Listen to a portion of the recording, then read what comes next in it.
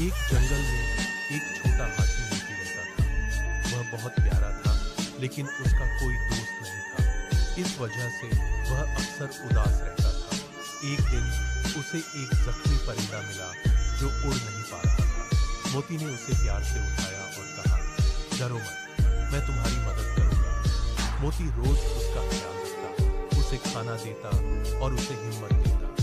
धीरे धीरे परिंदा ठीक होने लगा।